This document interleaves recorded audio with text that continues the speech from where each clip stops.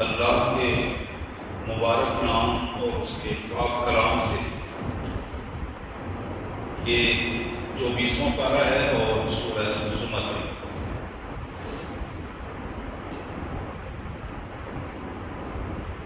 سورہ زمر کا یہ دوسرا رکوع ہے جو میں آپ کے سامنے تلاوت کر رہا ہوں، جبکہ سورہ زمر کی جو آیات مبارک ہیں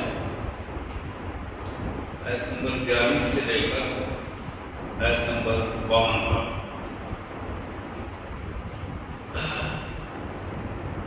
سب سے پہلے ان مبارک آیات کا سادہ سا مفہوم، پھر اس کے پس منظر میں انشاءاللہ گفتگو ہوگی جو نبی رحمت صلی اللہ علیہ وسلم کے فرامین کے ہوگی۔ اللہ کے مبارک نام سے بڑا مہربان، بہت زیادہ رحم کرنے والا ہے۔ اللہ یتوفی الانفس حین موتہا، جب کسی بندے کی موت کا وقت آ جاتا ہے اللہ کے حکم سے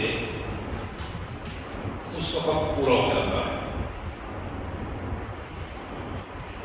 والتی لم تمت فی منامہا، اور جن لوگوں کی موت ان کی نیند کے دوران نہیں ہوتی،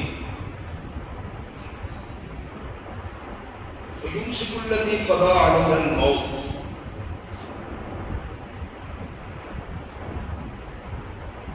جن کا فیصلہ طے شدہ ہوتا ہے اللہ تعالیٰ ان کو نیند کے اندر ہی موت دے دیتے ہیں۔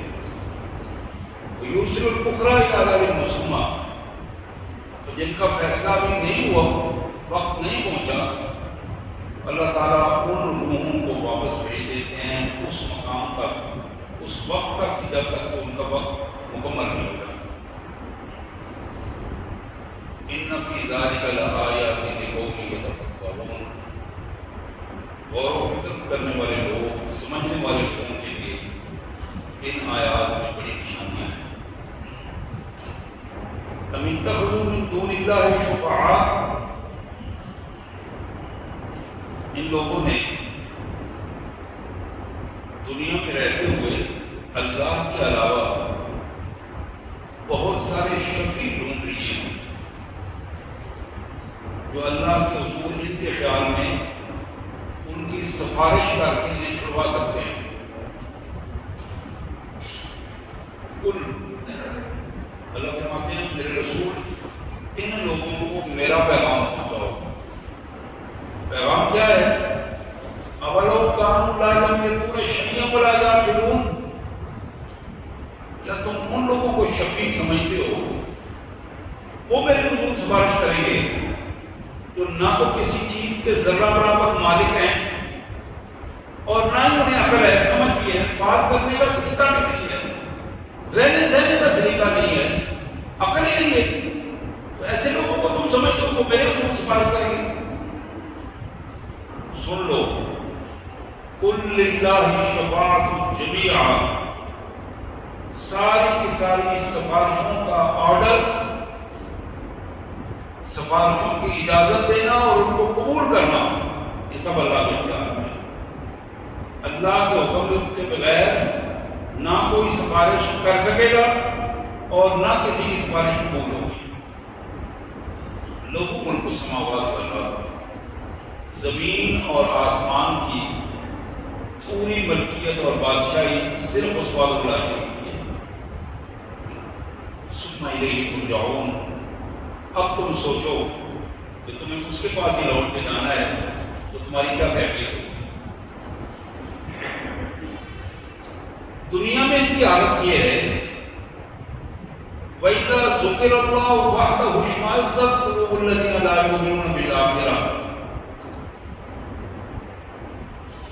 جب اکیلے اللہ کا ذکر کیا جائے، اللہ وحدہ لا شریک کا ذکر کیا جائے، تو اللہ کی وحدانیت کا سن کر ان کے دل گھٹنا شروع ہو جاتے ہیں،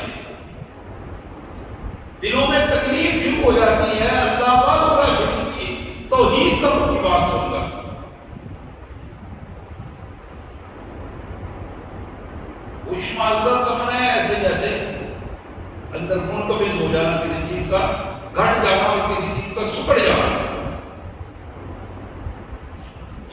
لوگ ہیں لا یؤمنون بالآخرہ، جن کا اللہ پر ایمان نہیں ہے، آخرت پر ایمان نہیں ہے، آخرت کی جواب دہی کا احساس نہیں ہے۔ وَإِذَا ذُكِرَ الَّذِينَ مِن دُونِهِ إِذَا هُمْ يَسْتَبْشِرُونَ، جب اللہ کے علاوہ کسی کا بھی ذکر کیا جائے، کسی کی بھی بات کی جائے، بڑی خوشی سے بات کرتے ہیں، خوشیاں مناتے ہیں۔ پھر رسول نے بتاؤ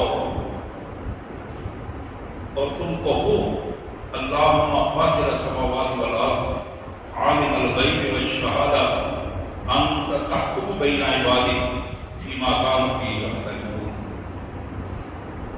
رسول یہ بات خود اپنی زبان سے کہو اور ان سے اقرار کرواؤ، ان کے سامنے کہو اے اللہ، زمین اور آسمان کا پیدا کرنے والا تو ہے، عالم الغیب والشہادہ، ہر چھپی ہوئی اور حاضر چیز کو صرف تو ہی جانتا ہے۔ انت تحکم بین عبادک، تو ہی کل قیامت کے دن اپنے بندوں کے درمیان فیصلہ کرے گا، ہر اس چیز میں جس میں ان کا اختلاف تھا۔ اب اس فیصلے کے بعد وَلَوْ أَنَّ لِلَّذِينَ ظَلَمُوا مَا فِي الْأَرْضِ جَمِيعًا وَمِثْلَهُ مَعَهُ لَافْتَدَوْا بِهِ مِنْ سُوءِ الْعَذَابِ يَوْمَ الْقِيَامَةِ۔ اللہ فرماتے ہیں جب فیصلہ ہو جائے گا کسی کے جہنم جانے کا، کسی کے جنت جانے کا، اور بالخصوص ظالموں کا جب فیصلہ ہوگا تو یہ چاہیں گے کہ اگر انہیں دنیا بھر کی نعمتیں مل جائیں، جو کچھ دنیا کی نعمتیں، دنیا کی ملکیت ہے ان کے ہاتھ آ جائے، وہ بھی اور اتنا اور بھی فدیہ دے کر اگر ان کی جان چھوٹ جائے تو یہ جان چھڑوانا چاہیں گے۔ من سوء العذاب، اس عذاب کی بدترین کیفیت کو دیکھ کر جو قیامت والے دن ان کو نظر آ رہا ہوگا، اس سے جان چھڑوانے کے لیے دنیا بھر کی ہر چیز دینے کے لیے تیار ہوں گے، اور یہ کہیں گے کہ اس سے تمہیں بھی ہمارے پاس ہو تو ہم دے کر اپنی جان چھڑوا لیں۔ وَبَدَا لَهُم مِّنَ اللَّهِ مَا لَمْ يَكُونُوا يَحْتَسِبُونَ، اس دن ان کے سامنے وہ کچھ ظاہر ہو جائے گا، اللہ ہر چیز کھول کے سامنے لے آئے گا جس کا یہ تصور بھی نہیں کر سکتا، ان کی سوچوں میں بھی اعتبار نہیں ہوئی۔ وَبَدَا لَهُمْ سَيِّئَاتُ مَا كَسَبُوا، اور پھر جو کرتوتیں انہوں نے دنیا میں کی ہوں گی، لوگوں کے سامنے، لوگوں سے چھپ کر، ہواؤں میں، پانیوں میں، جہاں کہیں بھی، وَبَدَا لَهُمْ سَيِّئَاتُ مَا كَسَبُوا، ان کی ساری کرتوتیں اللہ تعالیٰ کھول کر ان کے سامنے رکھ دے گا۔ وَحَاقَ بِهِم مَا كَانُوا بِهِ يَسْتَهْزِئُونَ، اور اللہ کے دین اور اللہ کے ماننے والے مباحثین، ایمان والے لوگوں کا جو یہ مذاق اڑاتے رہے ہیں، وہ مذاق ان کے گلے کی ہڈی بن جائے گا، وہ مذاق ان کو گھیر دے گا۔ حقیقت یہ ہے فَإِذَا مَسَّ الْإِنسَانَ ضُرٌّ دَعَانَا، جب بھی بندے کو کوئی ضرب لگتی ہے، تکلیف پہنچتی ہے، سٹ لگتی ہے، دعانا، ہمیں پکارتا ہے۔ پہلے نہیں، پہلے ادھر ادھر کی حرکتیں کرتا رہتا ہے، جب مجبور ہو جاتا ہے، سٹ اس کے اوپر پڑتی ہے، ضرب لگتی ہے، بے بس ہو جاتا ہے، دعانا، پھر ہمیں پکارتا ہے۔ ثم اذا خولناه نعمة منا، اور جب ہم اپنی خاص نعمت سے، مہربانی سے اس کو آسانی میں لے آتے ہیں، آسانی میں لے آتے ہیں، ایزی ماحول دے دیتے ہیں، طبیعت بہتر ہو جاتی ہے۔ قال انما اوتیتہ علی علم، بلکہ وہ اس کے بعد پھر یہ کہنا شروع کر دیتا ہے بس میں نے اپنی کوششوں سے کچھ بہتر ہو گیا ہوں، وہ فلاں کو میں نے کہا تھا اس نے تو کی تھی، وہ فلاں فلاں وجہ تھی، اس وجہ سے یہ کام ہوا تو بس بن گیا۔ علم نہیں تھی، میں نے تو اپنے گمان اور سٹے اور علم سے یہ سارا تجربے سے یہ کام کیا۔ وَلِهِيَ فتنہ، یہ تو بہت بڑی آزمائش ہے ظالم آدمی کے لیے، یہ سمجھ نہیں سکا بات کو، یہ تو آزمائش میں تھا، اس بات کو سمجھ نہیں سکا، وَلِهِيَ فتنہ وَلَٰكِنَّ أَكْثَرَهُمْ لَا يَعْلَمُونَ۔ لیکن حقیقت یہ ہے کہ اس آزمائش کی کیفیت کو لوگ سمجھ نہیں پاتے، وہ اسباب ڈھونڈتے رہتے ہیں، اسباب ڈھونڈتے رہ جاتے ہیں، وہ فلاں نے یہ کیا تو یہ ہوا، فلاں اللہ فرماتے نہیں، سیدھی طرح اللہ کو حضور کیوں نہیں تمہارا عقل جاتی، کیوں نہیں سمجھ جاتی۔ قد قال الذین من قبلہم، ان سے پہلے قوموں کے لوگ بھی یہی کیا کرتے تھے، جو قومیں ہلاک ہوئی ہیں، تباہ ہوئی ہیں، برباد ہوئی ہیں، ان قوموں کے لوگ بھی یہی کہا کرتے تھے، یہی کیا کرتے تھے۔ پھر جب ہم نے قابو کیا پھر ان کی کوئی تدبیر کام نہیں آئی، پھر کوئی یاری کام نہیں آئی، کوئی دوستی کام نہیں آئی، کوئی جتھا کو گروہ کام نہیں آیا، کوئی انسان ان کے ساتھ نہیں چلا، پھر سب نے اظہار برات شروع کر دیا۔ وما اغنى عنهم ما كانوا يكسبون، جو کچھ انہوں نے کیا تھا ان کی کسی کام نہیں، کوئی ان کے ساتھ نہ چل سکتا۔ وَأَصَابَهُمْ سَيِّئَاتُ مَا كَسَبُوا، جو انہوں نے حرکت کی تھی اپنی اس کرتوت کے بدلے میں روکا ہوا ہے۔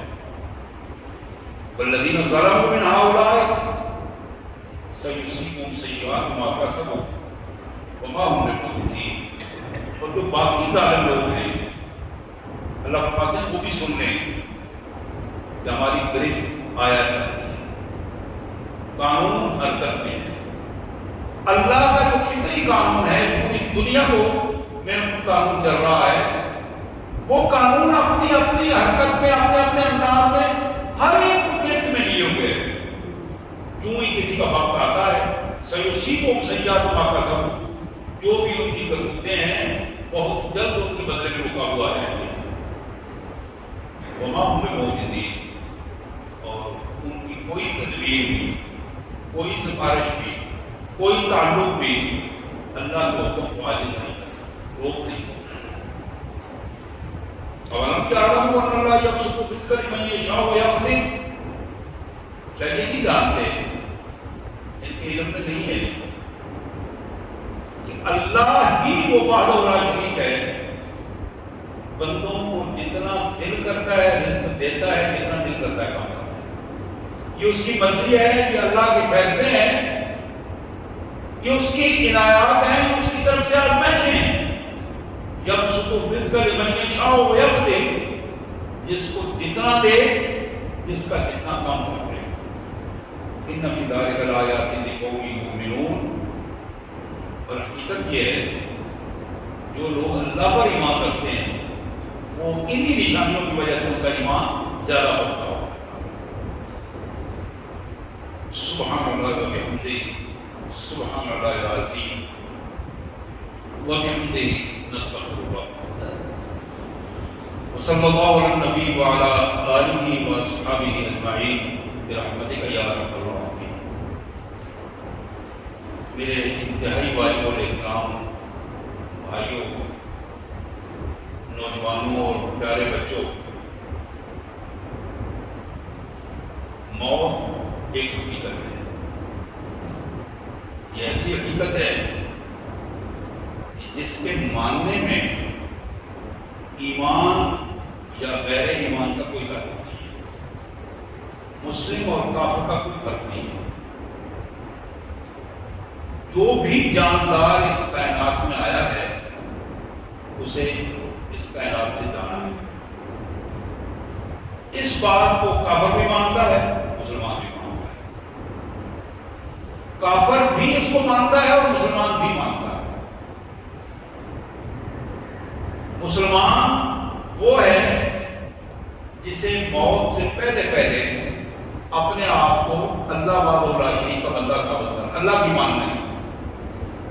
جو اللہ کی مان دیتا ہے، اللہ کے حکم کی اطاعت کر لیتا ہے، وہ مسلمان ہے، اس کے مطابق اپنے آپ کو اٹھا لیتا ہے۔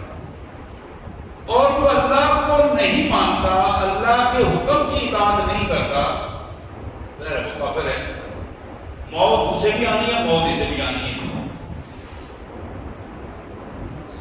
جس نے ظالمانہ رویوں سے اس نے مال و دولت اکٹھا کیا ہے، اپنی جھوٹی ساکھ بنائی ہے، جھوٹا ماحول بنایا ہے، بظاہر وہ بڑا پرکشش ماحول ہے، اس ماحول میں رہتے ہوئے بلاخر اس نے بھی جانا ہے، لیکن جس کو یہ اسباب نہیں ملے اور ان اسباب کے نہ ملنے پر اس نے اپنے انداز میں جو اسے میسر تھا اس کے دائرے کے اندر رہتے ہوئے اپنے آپ کو اللہ کا بندہ ثابت کر دیا اور جاتے ہوئے ایمان کے ساتھ کیا، اس نے بھی کہا ہے۔ آپ کو یاد ہوگا کہ پچھلے جمعے میں نے ایک پوری تاریخ آپ کے سامنے رکھی تھی، حضرت ابراہیم علیہ السلام سے لے کر جناب حسین بن علی رضی اللہ تعالی عنہ تک ایک پوری تاریخ کی، جو مختصر طور پر میں نے آپ کے سامنے رکھنے کی کوشش کی۔ موت یقیناً حضرت امام حسین کو بھی آئی اور موت کا مقابلہ یزید نے بھی کیا، سامنا اس نے بھی کیا۔ یزید کی موت کیا تھی اور جناب حسین رضی اللہ تعالیٰ کی موت کیا تھی؟ آج تقریباً 1500 سال بعد بھی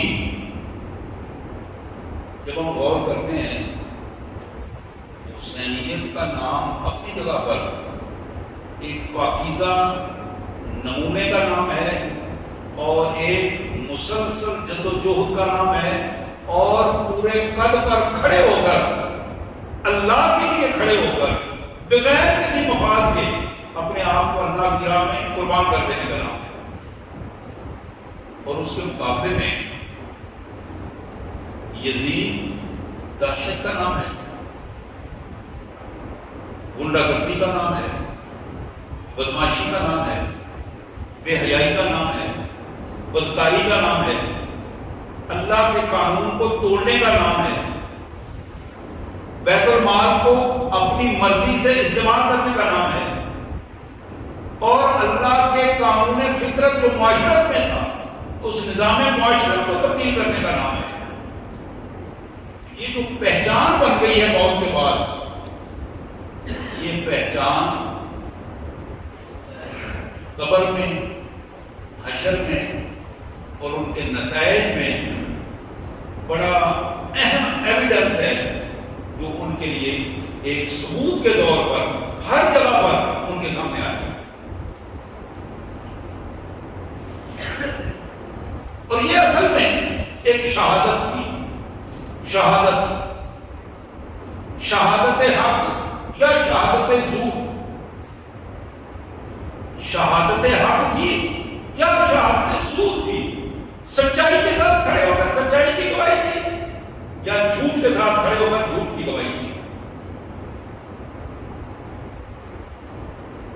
ورنہ واقعات بیان کرنا کوئی ایسا مسئلہ نہیں، دنیا ساری وہ لکیر پیٹتی چلی جا رہی ہے اور واقعات بیان ہوتے ہیں اور وقت آتا چلا جاتا ہے۔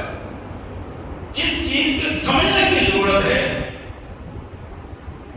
جس چیز کے سمجھنے کی ضرورت ہے، شہادت حسین کا اصل پیغام جو ہے وہ حق کے ساتھ کھڑا ہونا اور حق کی شہادت دینا ہے۔ یہی وہ چیز تھی جس کے لیے انہوں نے اپنے آپ کو قربان کیا، اور یہ رہتی دنیا تک کا ایک نشان ہے۔ اور جو شخص شہادت حق نہ دے سکا، ڈر گیا، مفادات کا شکار ہو گیا، تحفظات کا شکار ہو گیا، تعصبات کا شکار ہو گیا. یہ تین چیزیں ہوتی ہیں جن کی وجہ سے شہادت حق نہیں دی جا سکتی. بندہ مفاد کا شکار ہو جاتا ہے، کہیں سچی بات کروں گا، سچے لوگوں کے ساتھ کھڑا ہوں گا تو میرے یہ مفادات متاثر ہوں گے. یا پھر بندہ متاثر ہوتا ہے، تعصب ہوتا ہے.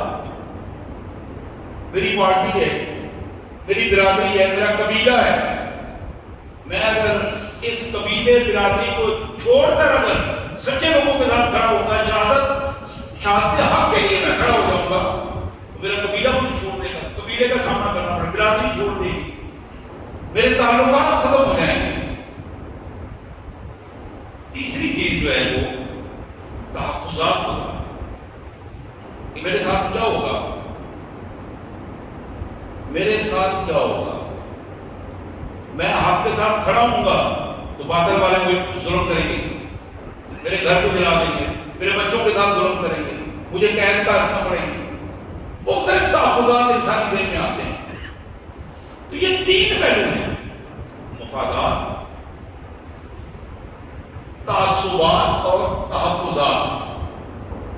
ان تینوں کو تد کر کے، ان تینوں کو پاؤں تلے روک دیتا ہے جو شخص، وہ شہادت حق دیتا ہے. اور جو شخص مفاد کا بندہ بن جاتا ہے، تحفظ کا بندہ بن جاتا ہے، تعصب کا بندہ بن جاتا ہے، وہ حقیقت میں شیطان کا بندہ بنتا ہے اور رحمان سے اس کا تعلق نہیں بنتا. تو میں یہ عرض کر رہا تھا، موت یہ تو بلا شبہ آنی ہے، ہر ایک کو آنی ہے. کوئی رو کر مرے یا ہنس کر مرے، جانا ہے اس نے. سیدھے راستے پر رہ کر مرے پھر بھی جانا ہے، سیدھے راستے کو چھوڑ کر مرے پھر بھی اس نے جانا ہے. اس دنوں کی طرح موت کا سامنا کرے تو پھر بھی جانا ہے. لیکن اگر اللہ کی راہ میں مجاہدین کی طرح اپنے سینہ چوڑا کر کے شہادت حق دیتے ہوئے اس دنیا سے رخصت ہو پھر بھی جانا ہے. تو یہاں جو کردار بار بار ہمارے سامنے پیش کیے گئے، قرآن نے پیش کیے، تاریخ نے پیش کیے، سنت نے پیش کیے، میرے انتہائی واجب الاحترام بھائیو، یہ کردار ہی بنیادی طور پر حقیقی کردار ہیں جو ابلیس اور آدم سے لے کر قیامت تک یہ کردار چلتے رہیں گے. حق اور باطل کی یہ دونوں آویزش جو ہے یہ اسی طرح چلتی رہے گی. لیکن اس آویزش میں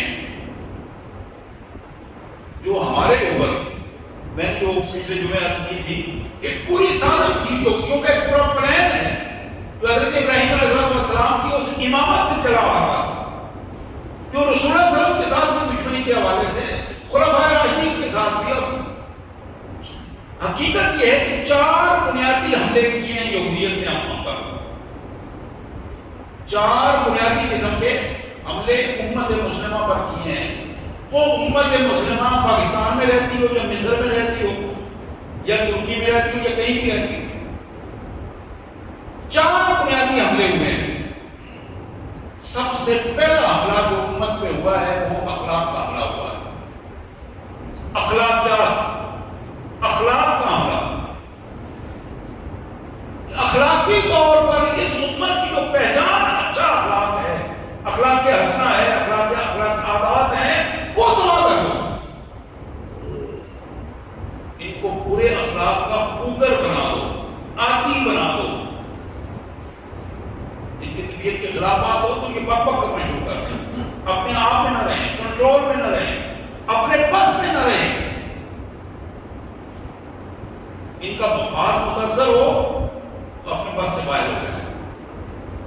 ان کی اگر عصبیت کی بات ہو، چاچے مامے تائے کی بات ہو، اپنے برادری کی بات ہو، عصبیت کی بات ہو، یہ اور بہت پکڑنے شروع کر دیں کہ کنٹرول میں نہ رہے بات.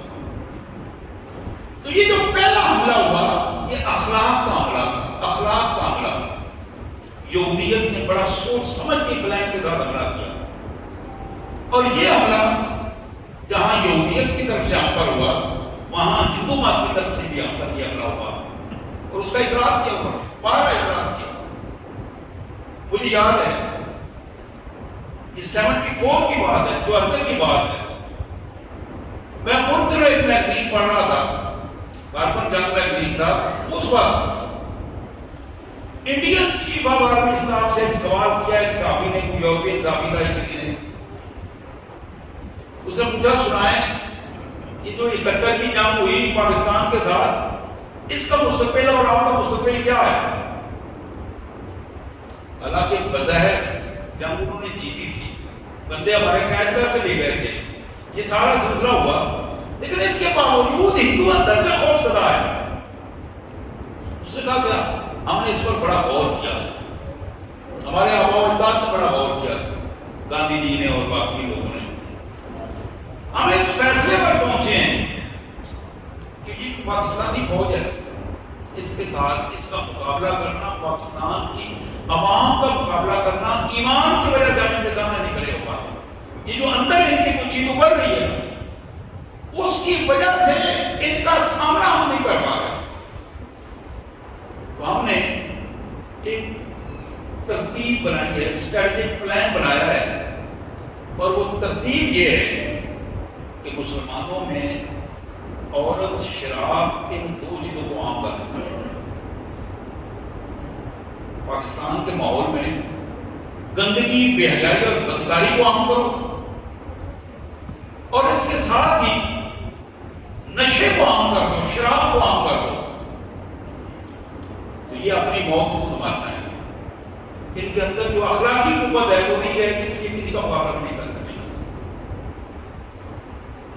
میرے پیارے بھائیوں، یہ حملہ ہوا، ہم اس حملے کا شکار ہیں، ہماری نسلیں تک برباد ہو گئی ہیں۔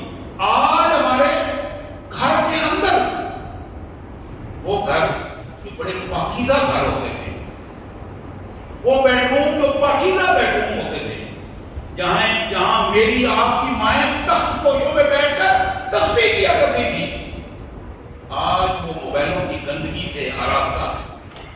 بیڈ روم یہ سوچ رہا ہوتی، یہ ہمارے اخلاق پر حملہ جو بڑے پلان کے ساتھ کیا ہے، اور اس پلان اور اس منصوبہ بندی کا ہم حصہ بنتے ہیں، اسی کو ہم آگے بڑھا رہے ہیں۔ دوسرا بڑا حملہ جو ہم پر ہوا یہودیت کی طرف سے، ہندو مت کی طرف سے، بالخصوص پلان جو ہے وہ یہودیت کا پیچھے پلان ہے۔ یہ حملہ ہمارے اوپر جو معاشرتی حملہ، معاشرتی حملے کا مطلب یہ ہے اس ملک میں معاشرتی طور پر ان کو برباد کر دو، معاشرتی اقدار ان کے ختم کر دو، ان کے رہنے سہنے کا سٹائل بدل دو۔ یہ جو ہر معاملے میں جو خاندانی روابط ہیں، ایک ہی خاندان کے لوگ ایک ہی انداز میں رہ رہے ہیں، ماں باپ کا احترام کرتے ہیں، بہن بھائی بڑے بہن بھائیوں کا احترام کرتے ہیں، بچوں سے پیار کرتے ہیں، ایک فیملی سسٹم ہے، یہ تو تباہ کر دو۔ خاندانی نظام ان کا برباد کرو، معاشرے میں بدامنی کی کیفیت پیدا کر دو، ہر بندہ دوسرے کو اپنا دشمن سمجھے۔ اب دیکھیں ذرا اپنے ماحول کو ذرا، یعنی کوئی بندہ بھی خالصتاً اللہ کی رضا کے لیے کسی کا کام کرنے کے لیے تیار نہیں ہے۔ اللہ ہم سارے مسلمان ہیں، ساری کہانیاں سنتے سناتے رہتے ہیں۔ معاشرتی حملہ اتنا شدید حملہ تھا جس نے ہمارے معاشرے کے خاندانی نظام کو اس طرح تباہ کر دیا ہے کہ آج ہم اسی کیفیت میں فاشی اور بنیادی کی پوزیشن میں موجود ہیں۔ اب تھوڑا اس سے پیچھے چلے جائیں تو آپ کو معلوم ہوگا، پتہ ہے بزرگ سفید ریش بزرگ یہ سارے جانتے ہیں، کبھی ایسا نہیں ہوتا تھا کہ ہمارے نوجوانوں نے گھٹنے نکالے ہوئے ہوں اور ٹانگیں ننگی ہوں اور گھروں سے نکل رہے ہوں اور گلیوں میں پھر رہے ہوں اور موٹر سائیکلوں میں اور کاروں میں بیٹھ کر یہ نیند سی ایک پنیر پہنی ہوئی ہے اور نیچے ایک اچھا سا پہنا ہوا ہے، اور وہ اپنے گھروں میں اپنی ماؤں بہنوں بیٹیوں کے درمیان سے نکل کر باہر آ کے تو بڑے فخر سے یہ کیا چیز ہے؟ آج سے 40-50 سال پہلے تو اس کا تصور بھی نہیں ہوا ہوگا۔ تصور میں اگر کوئی فرد بیٹھا ہے، کوئی بزرگ بیٹھا ہے، اس نے قمیض اتاری ہے کسی ضرورت کے تحت، اس کے باوجود وہ چادر لے کے بیٹھتا۔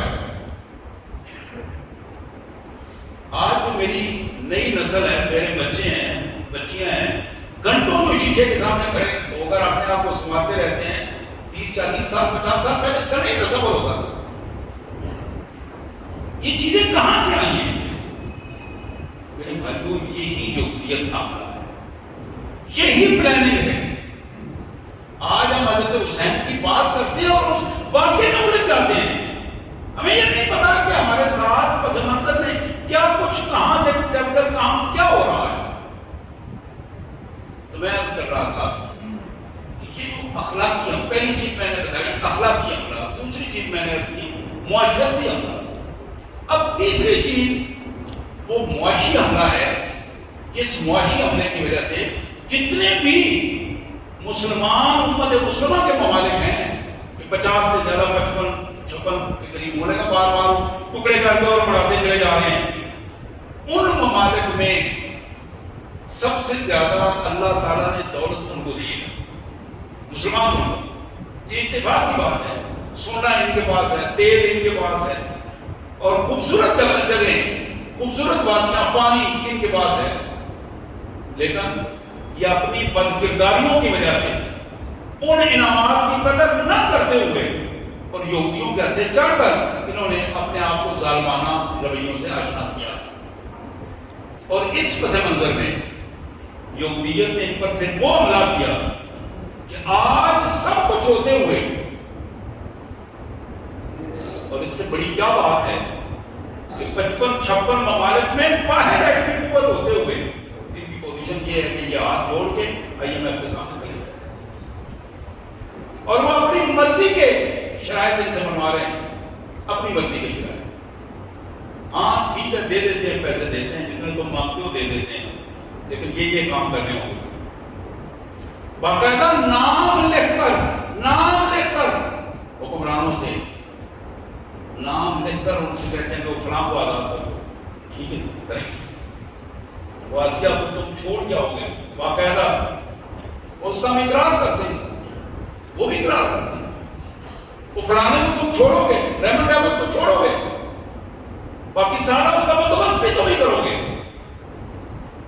پیسہ بھی کوئی نہیں دیں گے، وہ بندوبست بھی تمہیں کرنا ہوگا، لیکن وہ رات کے اندھیرے میں یا دن کی روشنی میں تمہاری عدالتیں بھی کرے گی، تمہاری فوج بھی کرے گی، تمہاری سب کچھ کرو گے۔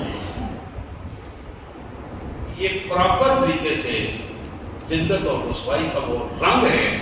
یہ جو تیسرا حملہ معاشی حملہ ہے، کسی قوم کو بھوک سے اتنا مجبور کر دو وہ سب کچھ بیچنے پہ تیار ہو۔ حضرات، چوتھا حملہ جو ہم پہ ہوا تھا، امت مسلمہ پہ ہوا ہے، وہ ہے سیاسی حملہ۔ ان کو کبھی بھی سیاسی استحکام نہ آنے دو، ان کی حکومتوں میں وہی لوگ لاؤ جو لوگ تمہارے خیال بردار، تمہارے ہاتھ تمہارے پاؤں کے نیچے اپنے ہاتھ رکھنے والے۔ میں ایک مثال دینا چاہتا ہوں،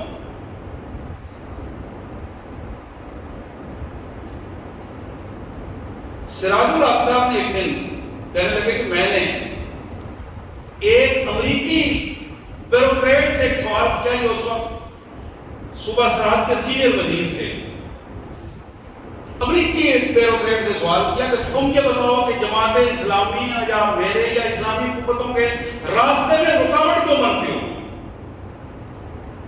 باقی سب کے لیے تمہارے دروازے کھلے ہیں، لیکن جب جماعت اسلامی کی بات آتی ہے تو تم سب سے پہلے رکاوٹ کرتے ہو، اس کی وجہ بتا سکتے ہو؟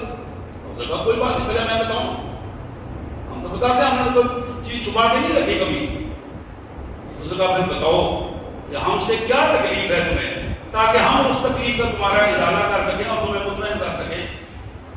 اس نے کہا حضرت، ہمیں آپ سے تکلیف یہ ہے کہ آپ جو کچھ کہتے ہیں وہ کرتے ہیں۔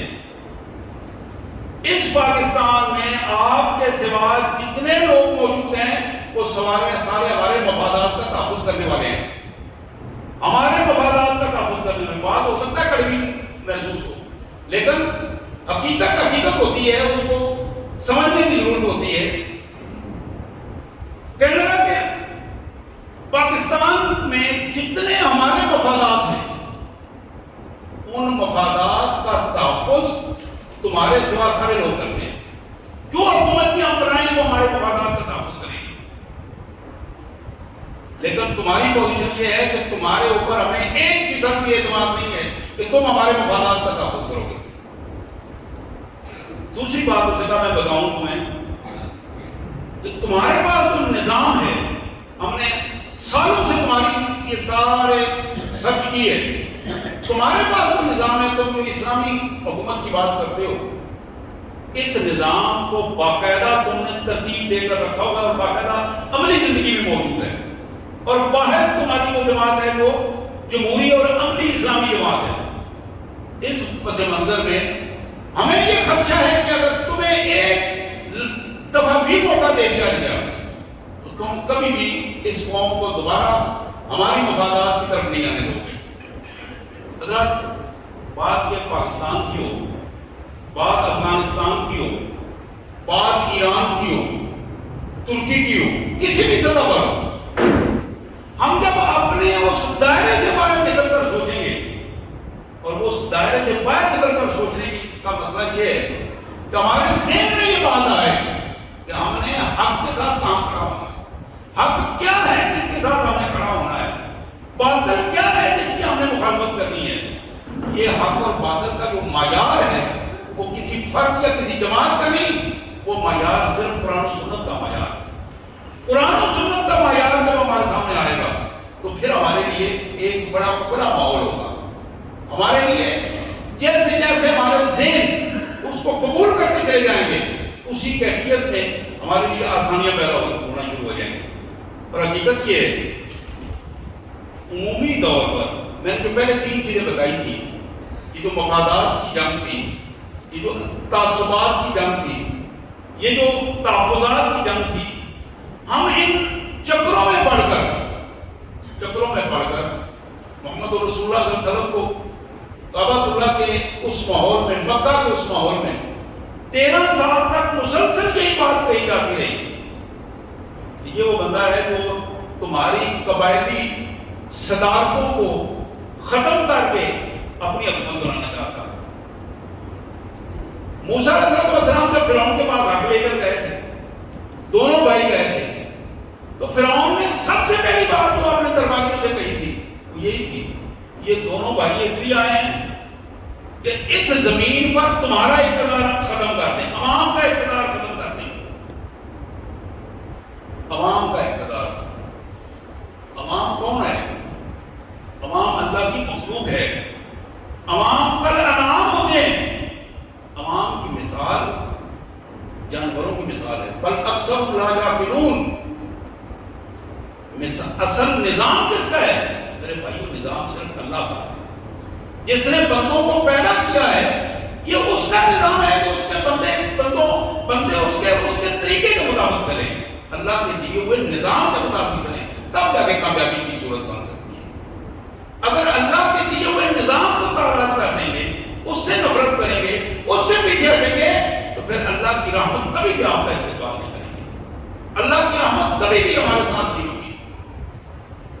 اس پوزیشن میں آج بھی پوری امت جہاں کہیں بھی ہے، پاکستان میں ہے یا باہر، جہاں کہیں بھی ہے، جب تک پوری امت اپنی پہچان نہیں کرے گی، اپنے آپ کو پہچانے گی نہیں، اللہ کو نہیں پہچانے گی، اللہ کے رسول کو نہیں پہچانے گی، دین کو نہیں پہچانے گی، اس وقت تک وہ امت ذلت اور رسوائی کرے گی. ذلت اور رسوائی سے نکلنے کا ایک ہی طریقہ ہے تمسک بالقرآن و سنت. اپنے آپ کو اللہ کے دین، قرآن اور سنت سے وابستہ کر دیا جائے. یہ واحد طریقہ ہے اس پورے کے پورے گٹر والے ماحول سے نکلنے کا، گندگی کے ماحول سے باہر آنے کا. اور اسی طرح تعصبات سے باہر نکلیں. جب ہم تعصبات سے باہر نکلیں گے، مفادات سے باہر نکلیں گے، تو پھر جا کے امت کا معاملہ ہمارے اندر پیدا ہوگا، اوپر سے برداشت پیدا ہوگی، ایک دوسرے کو برداشت کرنے کا سلیقہ آئے گا. یہ سلیقہ صرف قرآن دیتا ہے. برداشت کرنے کا سلیقہ، دوسرے کو برداشت کرنے کا سلیقہ صرف قرآن سکھاتا ہے. حضرات، حقیقت یہ ہے باپ کسی وقت اپنے بچے کو جب سمجھا رہا ہوتا ہے تو بعض تلخ باتیں ہوتی ہیں، کڑوی باتیں ہوتی ہیں. استاد شاگرد کو بعض اوقات جب سمجھا رہا ہوتا ہے تو بعض باتیں بڑی کڑوی ہوتی ہیں، طلب ہوتی ہیں. شاگرد سوچ رہا ہوتا ہے کہ پتہ نہیں یہ آج استاد کو کیا ہو گیا.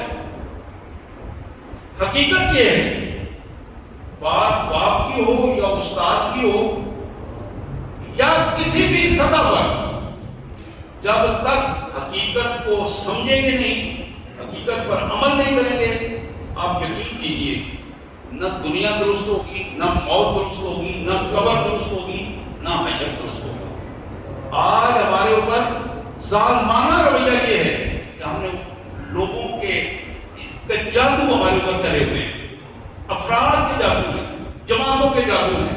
ان جادوؤں سے ہم نہیں نکل پا رہے اور ہم اس جہالت کے دھندے کے اندر خود اپنی گردن دے رہے ہیں اور خوشنما سمجھ کر اس کیفیت میں آ رہے ہیں. اگر کوئی سیاسی عصبیتیں ہیں مطلب اس میں پھنسا ہوا ہے، مذہبی عصبیتیں ہیں مطلب اس میں پھنسا ہوا ہے. اور قرآن کیا کہتا ہے؟ کل حزب بما لدیہم فرحون. ہر گروہ ہر جماعت کا فالوور، اس کے پیچھے چلنے والا اپنی اپنی جگہ پر بڑے خوش ہیں. کل حزب بما لدیہم فرحون. جو ان کے پاس ہے جس کے مطابق چل رہے ہیں انہیں جھوٹے دلائل پر ہی وہ خوش ہیں. اور شیطان جو ہے وہ اس کے کانوں میں ٹھونکے مار رہا ہے کہ تم بڑی ٹھیک جگہ پہ. دیکھنا یہ ہے کہ میں کس کے ساتھ کھڑا ہوں، میں کس کے ساتھ کھڑا ہوں، آپ کس کے ساتھ کھڑے ہیں. کیا ہم چاہتے ہیں کہ ہماری موت اس طرح ہو جس طرح اس کی موت ہے؟ کیا ہم کہہ سکتے ہیں کہ ہماری قبر میں ہمارا قبر اس کے میری قبر ایک ہو؟ کیا ہم کہہ سکتے ہیں کہ اس کا حشر اور میرا حشر ایک ہو؟ یہی تو بات ہے. جس کا حشر ہمارے ساتھ ممکن نہیں ہے، ہم جس کے ساتھ حشر میں کھڑا نہیں ہونا چاہتے، جس کے انجام کو اپنا انجام نہیں لینا چاہتے. ہم تو کہتے ہیں کہ ہمارا انجام اللہ کے رسول صلی اللہ علیہ وسلم کے ساتھ ہو، ہمارا انجام صحابہ کرام کے ساتھ ہو، ہمارا انجام حق والوں کے ساتھ ہو. آج بھی جو حق کا پرچم تھامے ہوئے ہمارا انجام اس کے ساتھ ہو. کل بھی جو حق کا پرچم تھامے گا کوئی فرق. ہم تو کسی نسل کے بندے نہیں ہیں، کسی قبیلے کے برادری کے بندے نہیں ہیں، کسی جماعت کے بندے نہیں ہیں. بندے ہیں قرآن و سنت کے، اس پر عمل کرنے والے. اور یہی بحثیت مسلمان میری اور آپ کی ذمہ داری بنتی ہے کہ ہم پوری سنجیدگی کے ساتھ کسی تعصب سے بالا تر ہوگا، کسی فرد سے بالا تر ہوگا، کسی جماعت سے بالا تر ہوگا، اپنے آپ کو لے کے آئیں اور پھر دیکھیں کہ میرا مقام کیا ہے. محمد رسول اللہ صلی اللہ علیہ وسلم کے دور مبارک میں یہی پہلو تھا. اتنے لوگ تھے، مختلف قبیلوں کے لوگ تھے، اور یہی بات ابو جہل نے حضور صلی اللہ علیہ وسلم سے کہی بھی تھی. جب حضور نے کہا تھا نا کہ میں ایک کلمہ لے لو، میں سے ایک کلمہ لے لو، پورے عرب میں تمہاری حکومت قائم ہو جائے گی. اس نے کہا تو دستے صحیح نا، تو غلط ہے کہا پہلے کہ میں تیرا حکم من دیا. حضور صلی اللہ علیہ وسلم نے جب لا الہ الا اللہ کی بات کہی تو ابو جہل نے کہا بیٹا آپ کیا کریں، ہر قبیلے کا الگ رب ہے، قبیلے کے جتھے الگ ہیں، برادریاں الگ ہیں، سوچیں الگ ہیں. اب تمہاری اس بات پہ لا الہ الا اللہ کو مان کر ایک پرچم کے نیچے کیسے آئیں؟ میرے بھائیوں، جب تک ہم لا الہ الا اللہ کے پرچم کو نہیں سنبھالیں گے اس وقت تک بات نہیں کریں گے. اللہ سے دعا ہے اللہ تبارک و تعالیٰ ہمارا خاتمہ بالخیر کرے. اس دنیا میں بھی ہم اللہ سے عزت مانگتے ہیں اور آخرت میں بھی اللہ سے عزت مانگتے ہیں. وآخر دعوانا الحمدللہ.